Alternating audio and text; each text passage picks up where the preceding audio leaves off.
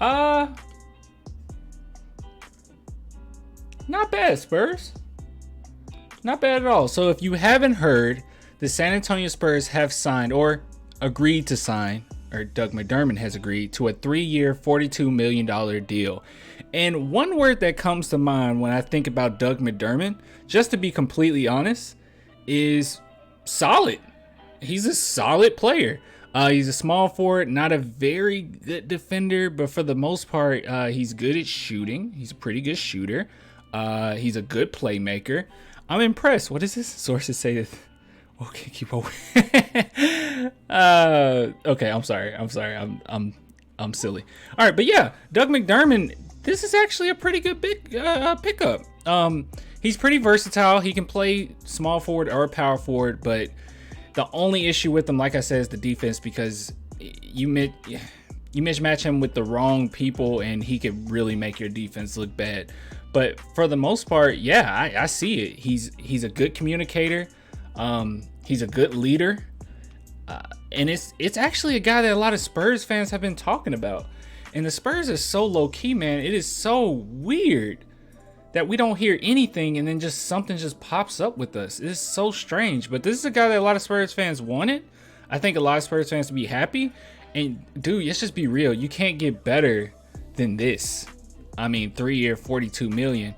And the reason why I said this is a good deal, because if you're thinking of Doug McDermott of the past and you're like, he's just average. If you look at his stats, he's actually gotten way better over the years. Like, he's only gotten better each and every year. Well, not each and every year, but you can kind of see that over the last couple years, he's been really solid. Been pretty consistent throughout these years. Kind of missed some time. The injuries kind of got to him. But I think the Spurs saw his last season and they say, yo, this guy is good off the dribble. This guy has a high basketball IQ. He makes the right passes. He shoots open shots. He communicates well. He could make a good Spur.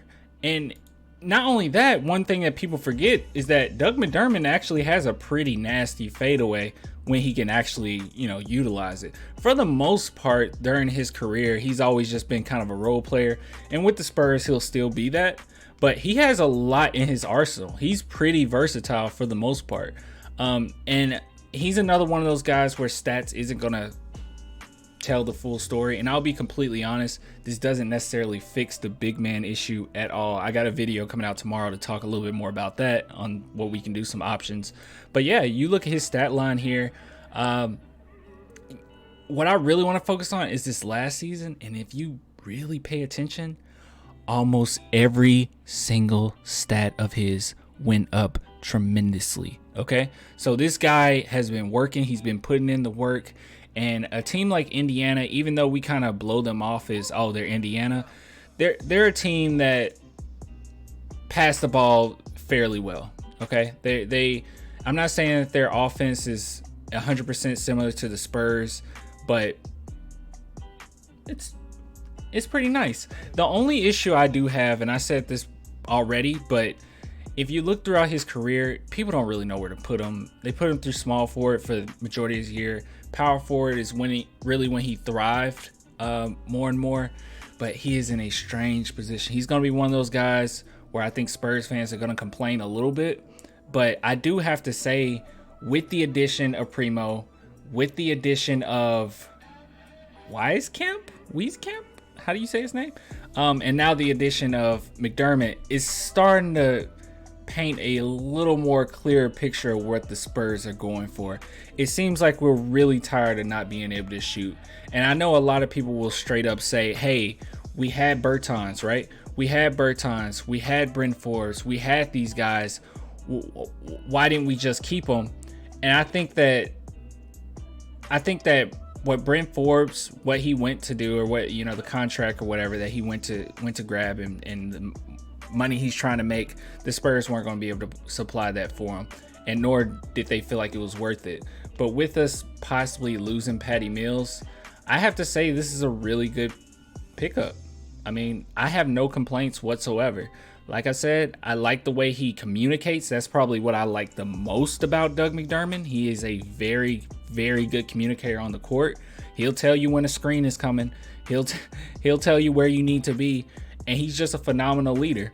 So I'm cool with it. It's not a pick where I just like I'm jumping out of my seat going crazy like, oh, championship Spurs. Maybe if we get Kelly Oubre or somebody like that, I'll get a little more excited. But hey, man, not bad. And that's all I can say. Not bad, especially for this price tag. You know, some people might say that's overpriced, but if I'm being completely honest, it's not overpriced whatsoever. Let's actually see some of the reactions to this, because your boy Shams is actually the one who said it first, you see. So they don't want Lauri Markkanen. Me personally, I feel like Lauri Markkanen is going to be, it's going to be a lot of money.